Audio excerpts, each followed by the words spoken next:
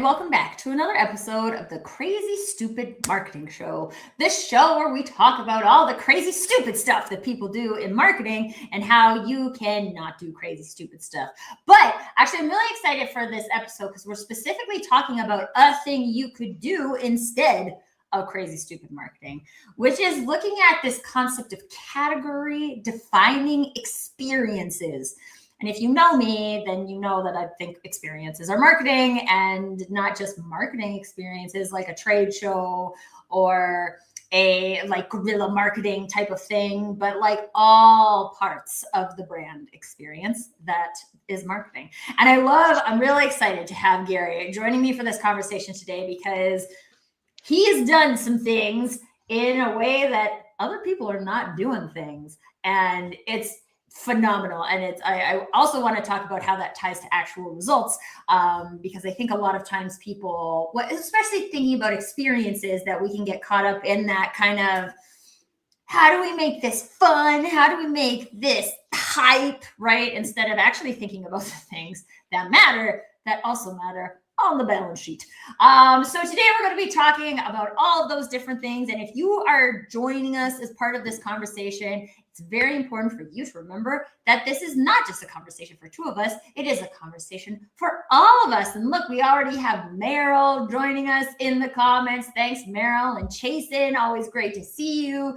And Rita and Gary were chatting on a thing earlier today. We just got all the peeps in the conversation. So you guys are in the conversation too. If you're also in the chat, Leanne is in the chat. Get into the conversation. The more thoughts, questions, experiences that we hear from you all, the more robust we can make the entire conversation today.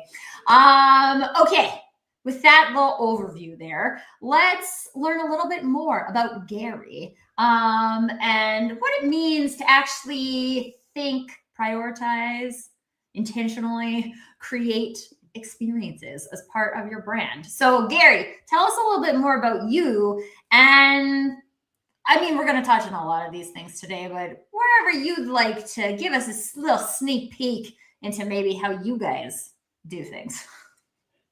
Yeah, well, I'll give you a really kind of quick fire background on me. So at the age of 18, I started my first business, and that was buying and selling kitchenware. And then I went off, and I've done several complete turnarounds and changes in totally different businesses. Then I went into hairdressing and became a hairdresser. I spent 23 years in hairdressing, and then I came out of hairdressing and I went into mentoring young children. I worked as a learning mentor in a school. And then I went into adult education. I became a math teacher and an English teacher. I did that for a while, and I was just standing one day looking out of the classroom window with a group of people in front of me and just thought, I can't be in here any longer. I need to be out there. So I went out and I went and had lunch with someone, and 2 weeks later, I started a reactive maintenance business. And we maintained literally hundreds and hundreds of buildings. And we moved from literally starting from scratch to £120,000 a week within a month. So we were, it was just crazy.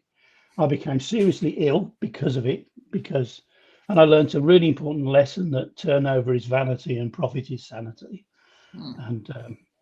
And then I took a year. Each time I've done these changes, I've taken a year out. So I'm known by some of my friends as the guy that just takes a year out. So people bump into me after a few years and they say, are you on a year out, or are you in the middle of, what are you doing? So they're always interested in what I'm doing. But I took a year out, sold that business. And then I sat down with my eldest son, who we'd put through the business, and he got trained as a carpenter. My other son had moved off to London and was working as a director of a architectural firm. And my son and I, we decided that we would set up another business and we would look to set up a business that had no clients and no customers. So we thought, right, what we'll do, we'll gather some funds together and we'll buy some land and we'll build some new houses, but we'll do it differently. We'll do it, and we had this strap line that kind of sat in our minds and drove us forward, which was deliver the unexpected. So we started off with this notion that we were going to deliver the unexpected. And we started this new business, and this was 10 years ago. And I've just retired out of that business now. The business is still going. But one of the key features in that was the story. Because when we first started, just before we started the launch of the business, I had this notion from my past that I would look to raise funds and get some money together and do some match funding. I've got X amount of pounds and find funders. And I woke up one morning thinking, don't ask anyone for any money. Just tell your story. So I invited people round and went round to see friends and told them what I was doing, and bumped into people, told them what I was doing. And within less than a month, we'd raised all the match funding we needed to get the business off the ground. And within the first year, we'd actually raised £1 million, and we hadn't asked anyone for any money. People came to us and said, we've heard what you're doing. Can you tell us about what you're doing? We're looking to invest. And then my ears would prick up, and then they'd say things like, how much do you want? And I thought, I don't want to tell them how much I want or how much I need. I just want to tell them my story and leave it up to them how much they want to invest. So we would say to people what we were doing, why we were doing it, the fact that we wanted to do things very differently. And one of the things was that we wanted our business to be about people. People want to invest. If you've got money in the bank, you're an investor because you're already investing it anyway. You've only got to see now on the internet how many people are getting ripped off by scams and everything else. Why are they getting ripped off by scams? Because they want to invest. So people are interested, and so often they're interested in why are you doing what you're doing? And what's this end result going to be? And is it going to be so creative and so fabulous that they want to be part of that story and become part of the story? So we invited people to become part of our story. And we looked at those that would wanted to invest, those that wanted to work for us and with us. And we looked at how that we could be creative about paying people. And being creative about paying people was, we wanted to do it exactly the opposite to everyone else, every other business that I'd ran before. We always worked on, paying people at the end of the 30 days or 60 days or 90 days or whatever, extending the credit line and all this kind of stuff. And we decided we would pay people on the same day that they completed their work, they would get paid. And they would get paid instantly. So everyone from our architects to our engineers to the carpenters and bricklayers and grounds workers and everybody else, the moment the ground worker got off his excavator, by the time he kind of cleaned up his boots and got himself into his van, he'd been paid. The architect would deliver some drawings to us, and as soon as they hit, and I got a ping on my phone to say the drawings were in, I would pay the architect, and often he'd email me back straight away and say, wow, that's amazing. I only sent you those a minute ago. And I'd try and pay people within a minute of their invoice turning up. And for us, that was part of this wanting to deliver the unexpected. Mm-hmm. So when we would buy a site, a new piece of land, the first thing we would do is we'd do this thing called line of sight. So we'd stand at the front of the land, of the piece of land on the road that it was on, and then we'd look around and we'd count every single person and property and business that could see us and had a line of sight of our site. And then we'd go and visit them and we'd talk to them and we'd buy loads of boxes of chocolates and flowers and whatever else we thought was the right present to buy. And we'd start building relationships with people.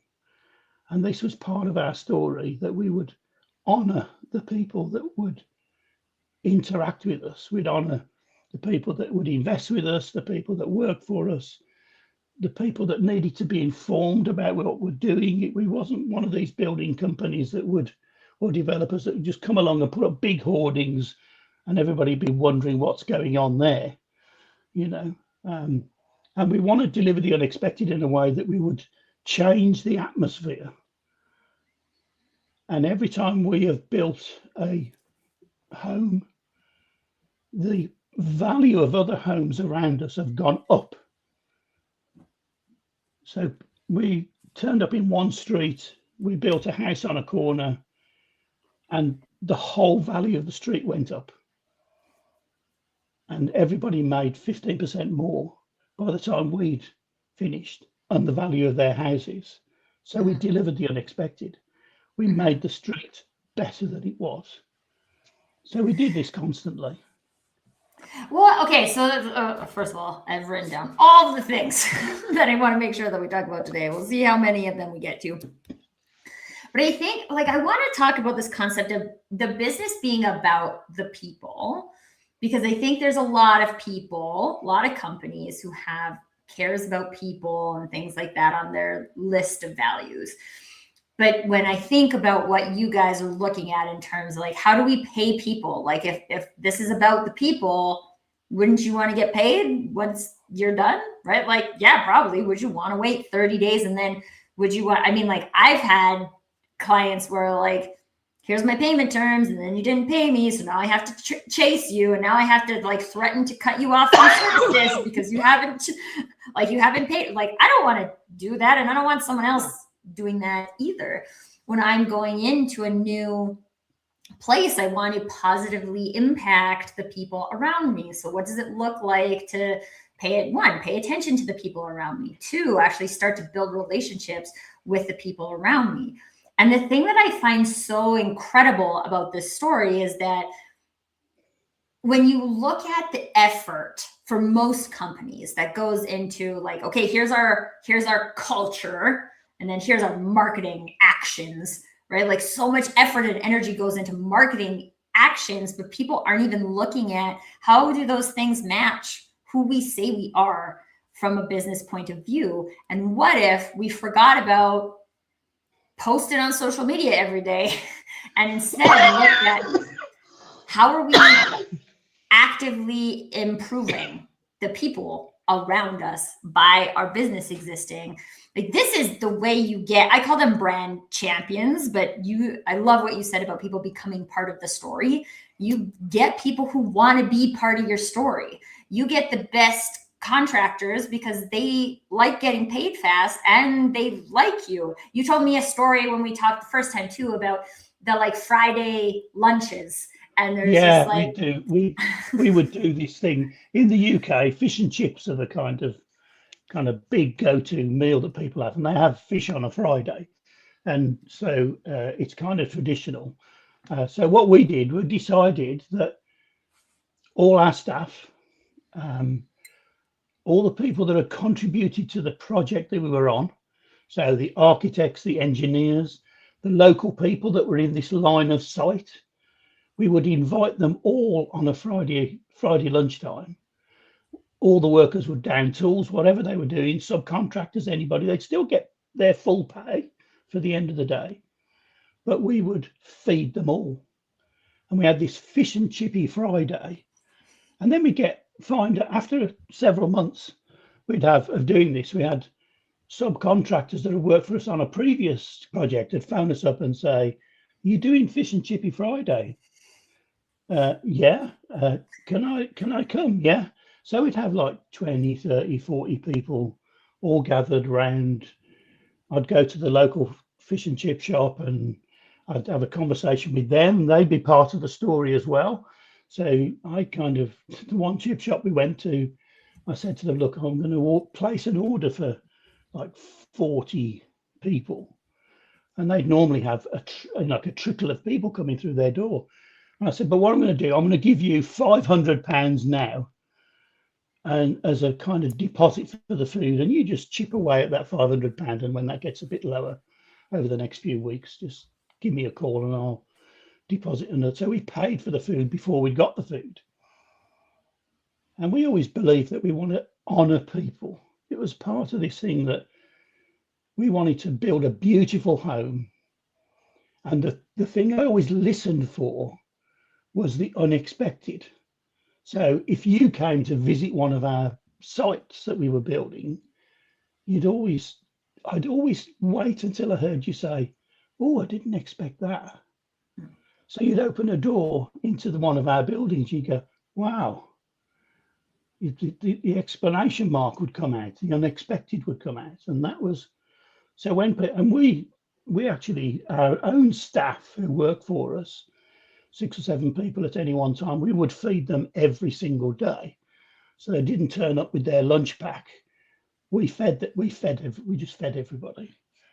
And I use this kind of Napoleon notion that, they were like an army, and we needed an army of people to make this thing work. And the army kind of marches on its stomach, really. So feed them and they'll fight, feed them and they'll work. And that's what we did. Yeah. Well, I mean, if anybody's ever moved and you're like, pizza and beer, if you come help us move, and people still agree to do that, which is crazy, I feel like, at my age. But here, okay, let's talk about the cost of this, right? Because it's not free to feed all these people. It's not free to prepay for food that you haven't gotten yet. If we're looking at a lot of these things, they're more a long-term game, right? So there's a financial investment in doing things that we know is a long-term game. When you look at that versus what you see other similar businesses, or really any other businesses doing from a marketing perspective, right? People are spending money on swag, they're spending money on trade show booths, they're spending money on digital ads, or we're all spending money. Like you said, people have money, then there's money to invest. What would you say is like, and this might be hard for you because I feel like it comes so naturally to you, but like, what does it look like to really be looking at how do we spend this money in a way that contributes to what we're trying to do, to delivering the unexpected, instead of saying like, okay, well, we could take all of our money from Fish Fridays and put it into digital ads and then go deliver the unexpected in digital ads. I think for us, we made the conscious decision that we wanted to put people first, and we wanted to deliver the unexpected into those people's lives. If it was the workers, then we'd feed them every day. We'd make sure that the facilities were great for them to be in, and they want to come to work for us. The other thing we find with paying people as well, because it costs money to pay people, like, straight away. Tracy Borenson writes something for us, bang, she gets paid. Ooh. And she writes for something for somebody else, and then she's waiting for the money, and then she has to email them and waste time. And time is money when you're in business. So we found that we circumvented time by paying people straight away. So what we do is, if we had a building site where we were building 2 £1 million homes. There was a guy next door to us who was building 2 £1 million homes, very similar in design to the ones we were building. They were suitable for the area. Now, he didn't like paying anybody at all. He struggled with his staff. And in fact, we fed all his staff on a Friday. So he had nobody working for him on a Friday. And all those people went to work for Gary later. Well, what we found was, though, even with the local people that would come and have their fish and chippy Fridays, and I'd make sure that our staff whenever they were working, if somebody came onto site, their first job was to interact with this person, introduce themselves, ask them if they could help them. They weren't just turn around and kind of. So we found that time and money were interlinked with each other. And we found that by paying upfront, by paying bang on time, we'd save so much time later that we could then deliver the unexpected. If we'd have done it the other way around, because we thought, right, we'll stop doing Fish and Chippy Fridays. We had one company that gave us a £70,000 credit line. We never used it because we paid them. Every time they delivered something to us, we paid them. We paid them while the driver was getting the stuff off the wagon with his crane and delivering the packs of bricks and the wood and the timber and everything else. We'd pay, and we'd pay for everything, always. And we found that what happened was the guy next door, who was slow at paying, super slow at paying everybody, people would try and leave work a bit early, or if he went off and he didn't come in one day for some reason because he was doing some business deal somewhere, half his staff would kind of trundle off somewhere. We never had that problem. And if we pick up the phone to one of our suppliers and I need 40 sheets of plasterboard, they turn up and they deliver them because they know they're going to get paid. The guy next door is phoning up for 40 sheets of plasterboard and he's turning around to us when we're having a chat with him over the fence and he's saying, "Oh, I can't get hold of any plasterboard. Nobody will deliver plasterboard out to me." I'm thinking, well, I could get the plasterboard. I'd just pick up the phone. It would happen. So in a sense, it cost us less to pay money up front than it did to use the old system that everybody else in the industry used, make everybody wait. Yeah. Because it's counterproductive. Right. Well, and it's interesting because I think we get these like industry norms and then people just repeat the industry norm because they see it in the industry and they're like, this must be the way that we do it over here. But there's so much space to look at. Is that how I would do it? Right. Like if I care about people first, I always think it's interesting because not everybody's out in the world having different experiences, right? But we also can pay attention to the experiences that we are having. So if you've ever gone into a room or like even like gone into an office and there's no one sitting at the front desk and you have wondered like, where are the people? Okay, well, then that's something you notice. And if you're building an experience, like now you're the one who's responsible for building an experience, would you build it that way? And if the answer is no, then you have the full the option is there for you to build it your way. But Gary, what would you say, again, because I know you're the guy who goes and builds it his way, whether it's a house building company or a hairdresser, but like, what are some of the things you see keeping people stuck in repeating things they know don't work? And what are some ways that we could like invite them into not doing that? Yeah, I suppose the thing is, as you've said many times on your podcast, you've referred to this notion: if we continue to do the same thing and expect something different, it's just madness, really. And actually, if we do the same thing faster, for some reason it'll just more. It's the same thing. Nothing will happen faster. Madness just comes quicker. But I think so many people are frightened of being different, and they seeing the kind of the end goal. If I said to you, we're going to meet up in Venice and we're going to walk to Africa, yeah, that's fine. We can meet up in Venice in Italy and we can walk to Africa. But if we're thinking Africa every time we take a step, this is going to feel impossible. But if we say, for sure, we need a boat at least at some point. If we say when we get to Venice, if we say we're going to get to Venice and we're going to go, shall we take a step? and then we take a step, and then should we take another step? Oh, we've got to turn left here. We've got to get on the bus here. We've got to do this. We've got to get a boat. What we're doing is we're celebrating the journey, really. We already know what the destination is. And if you're set up in business, the destination is to be successful. That's what any entrepreneur wants, or anybody wants, is to be successful. And then, you've got all the different business ways of doing that. But I think the one way to make sure that you celebrate the journey is to recognize that you can't do it on your own.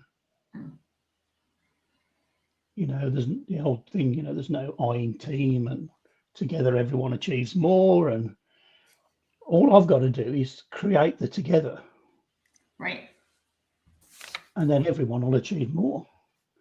I haven't got to do the achieving for everyone. Mm-hmm.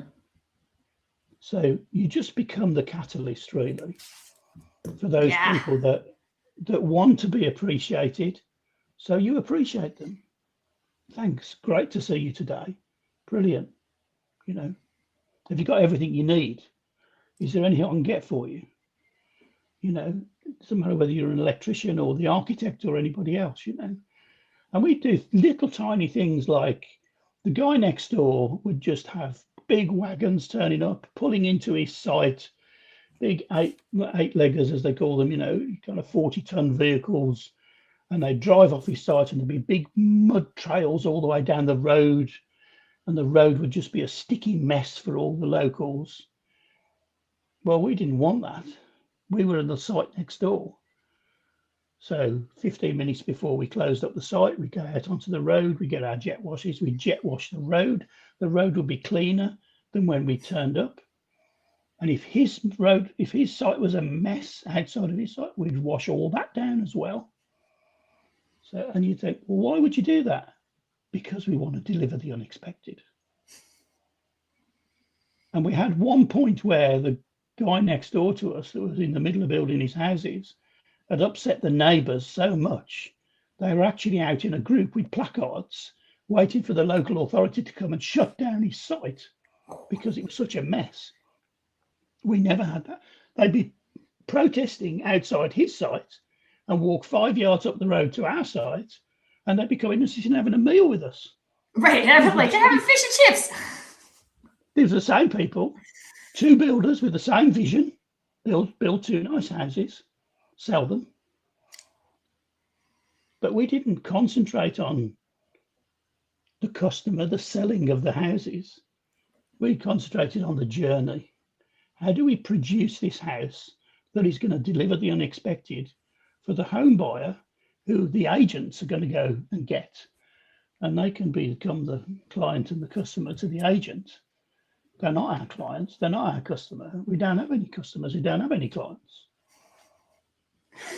I think and again, like, even if, because you said that earlier on in the show too, and I think if a lot of marketers or solopreneurs or business leaders hear that and are like, what are you talking about? Of course you have to have some kind of customer, some kind of client, because like, who pays you at the end of the day? But these are all framing things, right? And we get things like, well, the customer is always right. And then how many times do you see people like clawing and scratching for things that the client wants that they would never build into their product, or they would never do, because the mindset behind it is that the client is always right. And then you're always in this chasing mentality. And one of the things I love about how you share your journey, Gary, is that this is about leading. Like, this is about how we would do this business. It's not about how anyone else would do it. And also, if we come in and be like, well, we're really excited about participating in this type of business, but these are some issues that exist in the industry. Yeah. And we could believe that those are unsurmountable and we just have to participate in that. Or we can say, okay, well, what if we just paid people as soon as they were finished? Okay, yeah, that has impact, because then we need to have money. We need to have money to pay the people with, right? Yes, okay, we need money to pay the people with. How are we going to get the money? Okay? And there's not just like one way to do that. There's actually many ways. And I love your creative way of the matching. Like this is a thing where if again you're saying I want to invite people into the story, I don't want to have to, don't like sales, I don't want to go sell stuff. And I would actually say for any of the entrepreneurs who are listening who identify as not liking marketing or not liking sales, then this is like a key thing to think about. Because if you don't, well, first of all, you don't like what you consider marketing or sales to be right now, or you don't like the experiences. I don't like cold calling people, and like, okay, you don't have to do that, right? Like, what are some other ways you can build those meaningful relationships? Maybe there's a whole bunch of people who come off this call that start to do Fish and Chippy Friday. Well, I think the thing is as well, and you'll know this as somebody that's highly involved with marketing, is that when we started our business, we were moving into a marketplace where there were hundreds of people building houses. There's loads of companies that build houses, big companies, they build whole estates of houses, 40, 50, 200, 300 houses at a time. So we looked at our competitors and we thought, what is it that our competitors do that we can do differently? And because our industry is full of regulation, which is usually about doing things correctly, we looked at how do we build this house correctly? Yeah, but how do we build it in an excellent way? So we pursued in this delivering the unexpected, we pursued excellence. So you'd walk into a room and the only thing you'd really see, if you think about it, is the paint on the walls and the carpet on the floor, and there might be a bit of lighting or whatever, but you don't see all the layers that are behind that. Now, we found our competitors would cut corners constantly in all those layers. So their journey was filled with hidden stuff that they don't want their clients, their customers, their buyer to see. So they wouldn't put so much insulation in the walls, or they'd miss it out entirely, and there's loads of anecdotal stuff online where somebody's standing there with a kind of heat gun looking at a house and visualizing it, and then finding there's whole blocks and areas on the building which has got no insulation in it at all because the builders have missed it out. Or there's three bolts in some metal instead of 5 bolts, or whatever it was. So we just pursued excellence. So we wanted to build the best houses in the best possible way. And if we dug some foundations, we wanted them to be neat and straight, and we didn't want a big pile of soil left at the end of the day looking a mess. So we'd get the contractors in that would take the stuff away the same day, and they get paid, and then you'd open up the doors of our site every morning and it'd all be pristinely clean, and everything would be piled in nice neat piles everywhere. So when one of the neighbors came over, they would be surprised, because they'd expect to see what the industry had delivered to them for years, which was just a messy, muddy road kind of side. So I think often companies are not pursuing excellence. They'll kind of present this kind of, we believe in people first, and the customer's always right, and then they kind of sit in the kind of, let's have a kind of look at what we've been doing this week. God, that blooming customer turned up. Oh yeah, right. The customer's not first at all.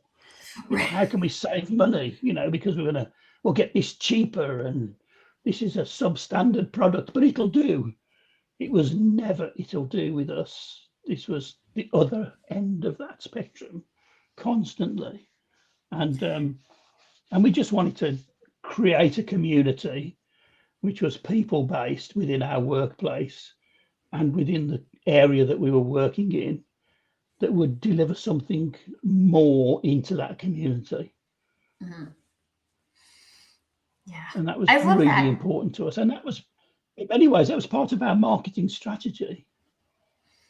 Because Well, every single house we sold was sold to someone that knew someone that had been on our site.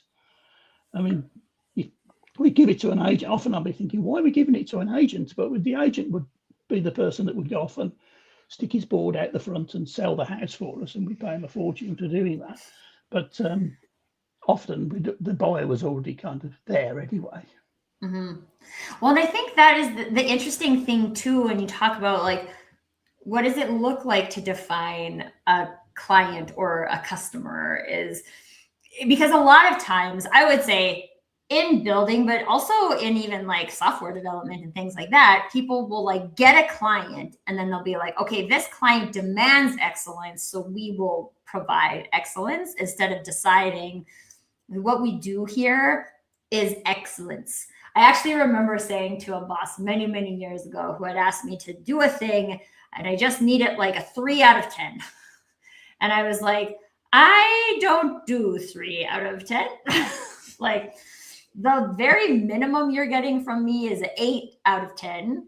And that would be because there's some like time factor or something that doesn't allow me to make it a 10 out of 10, or I don't like to give myself 10 out of 10s and that's my measuring stick, right? But like, no, I don't do 3 out of 10s. And also if you only need 3 out of 10, do you need it? Like, is that something you actually need? What do you need it for if it's only a 3 out of 10? And so it was really interesting for me because again, my way of being is if we're going to do a thing, we're going to do it 10 out of 10. That's just like, I don't deliver on excellence, like, ugh.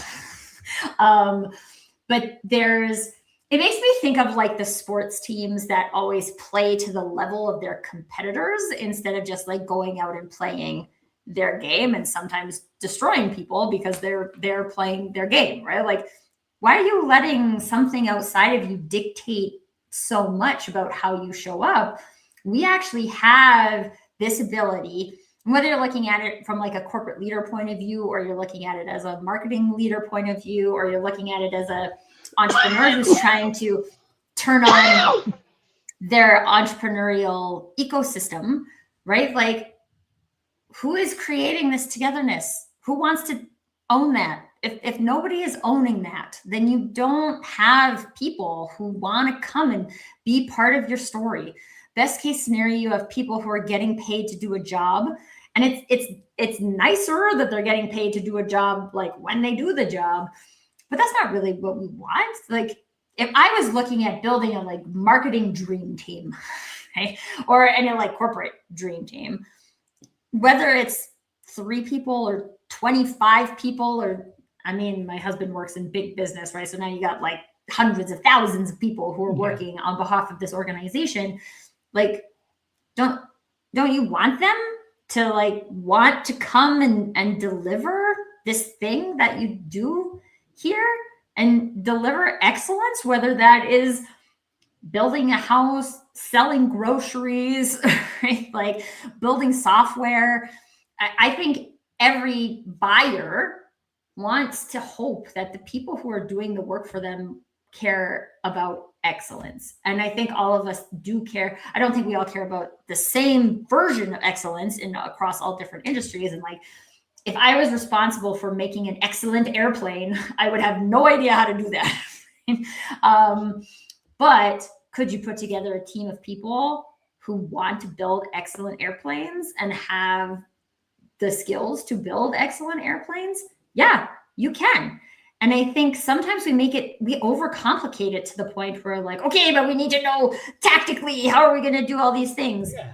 We will figure out how to tactically do those things if we allow ourselves to be in that intention of creating. But you know yourself, Tracy, that it's not marketing that sells something; it's people that buy something. True.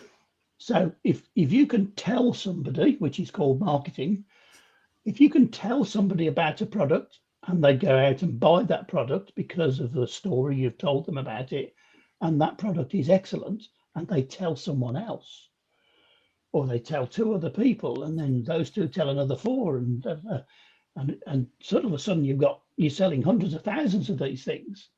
then the marketing has been brilliant. But in reality, when you look under the cloak of the marketing, it's the people that are telling other people. I remember the second building we purchased, instead of buying land and building new, we decided to buy this old Victorian school, about 150, 200-year-old school, and it had been converted into a glove factory that made gloves. It had been a glove factory for about 60 years, and but we bought it. It's still got all the bits and bobs in for gloves and all kinds of weird things, and machinery and everything. We just bought the whole thing. And this kind of line of sight, it was kind of in the middle of the countryside. There wasn't many people, but right next door to it was this tiny little church. And every Wednesday, these 8 elderly ladies would come, probably in their late 70s, mid 80s, and they kind of be dropped off or whatever. And they go in for this little prayer meeting and this little service.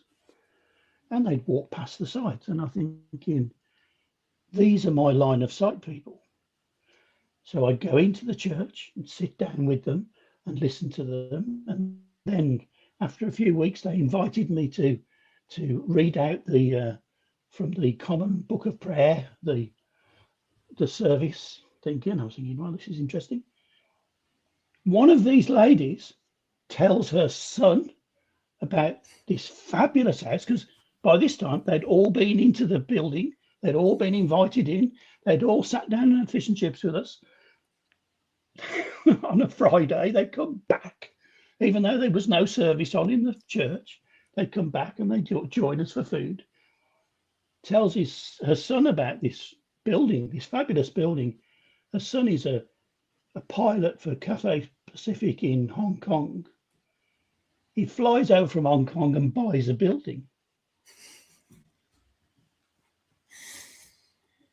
There's the person that was important who sold the building for us, was the little old lady. Yeah. So it was about, how do I build relationships with these people where I'm honouring them in whatever they're doing. If they're living local, I honour them by making sure my site's nice and tidy, by saying hello to them in the morning, by making sure there's no hairy arse builders. Put a belt on, lads, kind of pull up your trousers. But just pursuing excellence and just wanting to be honourable to people constantly and build community, tell people that they're important and they're going to interact with this building that's been part of their lives far longer before we ever turned up. Well, and this is it's a great example, because a building like that is it's not just like walking by and buying a pair of shoes or something else that you consider even more disposable than that, right? Right. It's not lip gloss or a pack of Skittles, right? Like, this is a thing that someone has to want to buy. You have to want to buy it. And there's an option to go out and try and sell it, right? Which, let's be honest, as much as marketers want to convince you that we have the ideal client profile, right? And we can go find those people and we can pluck them and put them into email sequences and they can nurture, guys, none of this is real. At the end of the day, a person is going to decide, like you already said, Gary, whether or not they're going to buy a thing. And they have the knowledge inside their head, not on their LinkedIn profile, about what they're looking to buy and what excellence means to them and all of these different things that we can't discover except through conversation, through relationship. But when we think about that, I think people assume that takes a really long time. Like, I have to nurture relationships for years in order for somebody to buy a gigantic old Victorian schoolhouse, right? And this is not true. It just has to, if it's done with intention, and it's also done in joy, right? Like, I think a lot of the people who watch this show, they love people, right? And so they enjoy going out, having conversations, supporting people on their live streams, right? Like, these are the types of people that want to people. I've been using people as a verb. Go out and people with people. But like there's a way to use that to create these opportunities and possibilities. And if we keep thinking that we have to do ads, or we keep thinking that I have to have a sales process, or if I don't have a script, I can't close, right? Like these are beliefs that are, first of all, not true. But if we hold them, then all of our data ends up supporting that. When equally, we can look at examples like this and say, well, the data supports this also. And so if I identify and enjoy that type of style better, then I can do that and it can lead to that. And I never have to sell a thing once. I mean, I think we that's never had to sell amazing. anything because it was always purchased by somebody. Somebody came along and bought it. We didn't have to sell it. We just created a beautiful product, and that makes a huge difference. I Yeah. remember one. And we I remember don't. one place. Go on. No, go ahead, Go Gary. ahead. Finish your story. We went into one place. It was like a crossroads, a junction on a housing estate, and there was this little patch of land on a corner, and we built this new house on the corner, 3 stories high, 3-bedroom detached house. It was always going to be difficult because of the location of the site was very small. But we decided that we would do this line of sight thing, and we go boxes of chocolates out and bunches of flowers, and introduced ourselves before we did anything, and told people what we were going to do. And then every we made a point, because we were literally right on the road, and people would be walking past with their dogs and things. So we'd make a point of stop work, have a chat with everybody, spoke to everybody, talked to everybody. And then we had a big open day just before we put the place on the market when it was all finished. We had a big open day and invited everybody. They'd already been in and seen the process because we'd invited them to come in. People are genuinely, they're curious of what you're doing. So you kind of nurture that curiosity in order to build the relationships with these people. And then when we kind of finished our day of an open day, we built this beautiful home. Everybody's houses went up by about 15% up the road because ours suddenly broke the ceiling price in the road, because it was such a great house. And this young couple, quite an alternative couple, kind of pink hair and rings through the nose and all this kind of stuff. And they both came over with their little dogs, and they said, you know something, Gary says, before you came, nobody spoke to us. And this was real commuter kind of, everybody had turned up in the end of the working day, locked their doors, getting their homes. And if we were walking our little dog, we might have a conversation, but a very short one with another dog walker. But there was no community here. And now you've built this house and you guys have turned up. Everybody talks to everybody. So we delivered something into that community, which is going to be everlasting and changed everything. And how unexpected is that, right? Like I love that, because if you were thinking about what's possible, the communication center, and that building is still, I went up.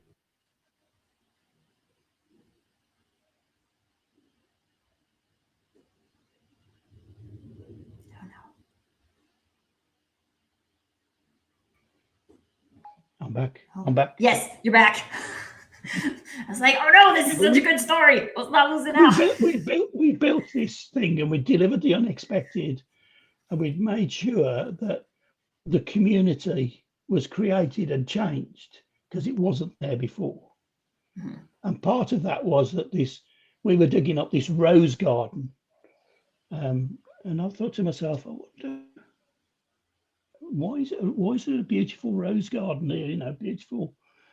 So I spoke to the locals, and they said, "Oh, an old guy got married when he came back from the First World War, married his sweetheart. But when she was in her 30s, she died of cancer, and her name was Rose.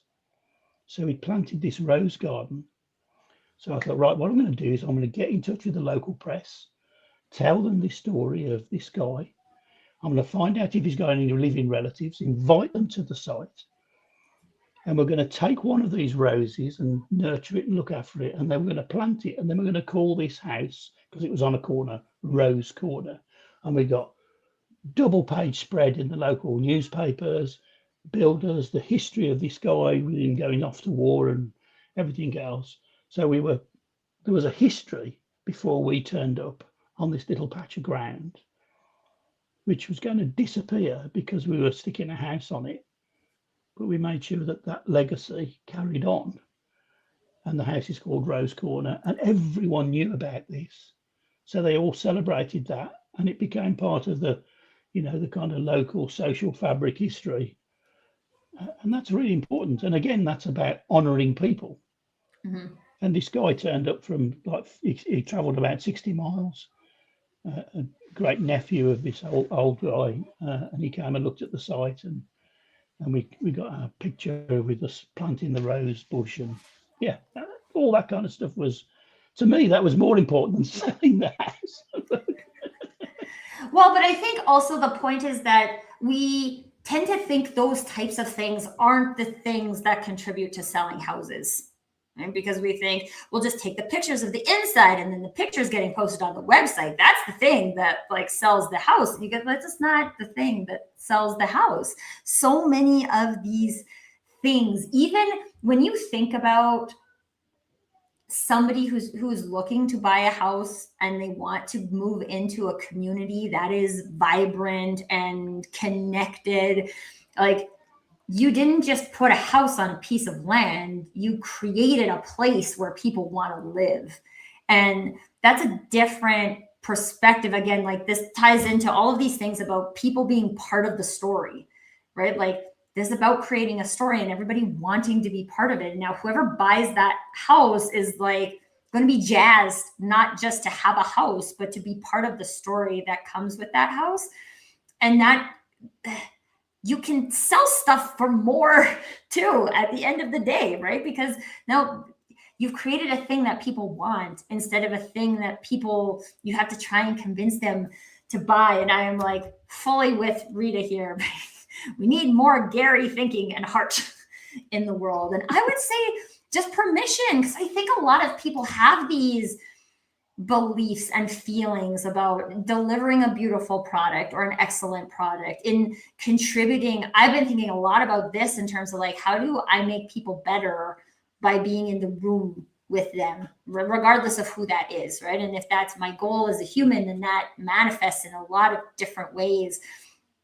And if we just allow ourselves to prioritize that and give ourselves permission to build a business around that, to make business decisions based on what we would do instead of what everyone else is doing, especially when we know that that isn't working, isn't driving revenue, isn't creating good product, isn't doing what we want to do.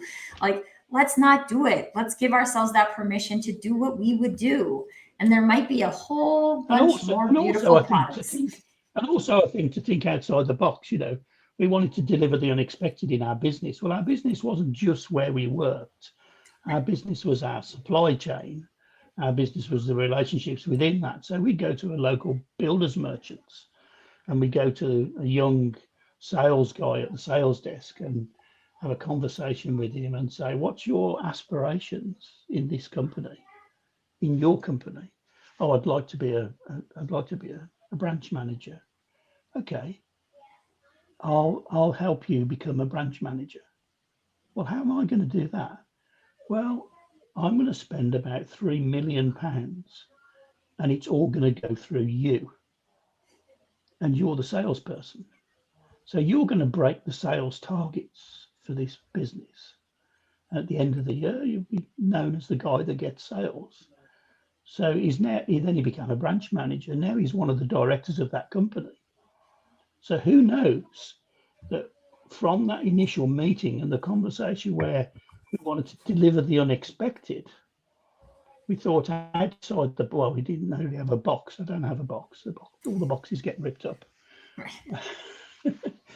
But we think outside the box, as it were, and we think, how can we deliver the unexpected into the lives of those that are part of our story? And often they're the hidden people that nobody sees.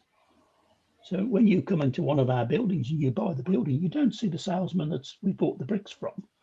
Right. But nevertheless, he's an important cog in the wheel, because if he didn't deliver the product to us on time and everything else, and because we were great payers, he'd be very keen to do that because his sales target actually matched the income to the business, whereas other salesmen would be selling stuff to companies that they wouldn't pay the bill. Right. And then Yeah. the general managers would be saying, "What are you doing? You've got to stop selling these products to people that don't pay the bill. Build a relationship with your clients and da da da." So we just made sure we delivered into that person's life and change that person's life as well. Yeah. Well, and I think this is how we turn up is really important. Well, and I think it's too, if we like take this outside of marketing, right? We're not just trying to deliver an experience for this group of people, right? Like we as a business are creating experiences everywhere. And how do we go into the lives of the people that we are working with to create this experience to make that possible? I think it is such a wonderful question to look at. How can we deliver the unexpected or whatever else people are trying to deliver into the lives of the people who are part of this ecosystem? And like the client is, I mean, in your ecosystem, not even really an identified character, right? Like, so we're focusing so hard on identifying that character and then focusing like only on that character. There's so many characters, and it's such an ecosystem of people that go into delivering anything that is beautiful or excellent or unexpected. But when a team of people can do that, boom. Now, you want to talk about competitive advantage? I would say that's a pretty strong one. Okay, Gary could talk for forever, and I could ask Gary questions for forever, and I think people would enjoy that probably, but today we are out of time. So Gary, if people are interested in learning more about your experience and how they might be able to like think outside the box like you do, where is the best place for them to connect with you? Probably on LinkedIn. I'm on LinkedIn every day, so several times a day usually. So it's the easiest way to get in touch with me, and mention Tracy, so I know kind of what direction you've come from. So you're not kind of jumping in behind me. I was actually going to say that, but now I don't have to. Here I am. Yeah, let's not startle each other. We're here to maybe create the unexpected, but not to scare people. Gary, thank you so much for sharing such a phenomenal conversation today. I also want to thank all the amazing people we had in the chat. We had Meryl and Leanna and Rita and Chasen and Jay and Philippe and Wolfram and Lisa and Jackie and probably some other people who weren't in the chat. But thank you guys for coming and sharing your thoughts and your perspectives. I know you are the type of peeps who are out there tearing up the boxes and creating meaningful experiences for people. So let's all champion each other in doing that in the moments where it might feel hard. And remember what Gary taught us today, that not only is it possible, but it can create a 10-year thriving plus business.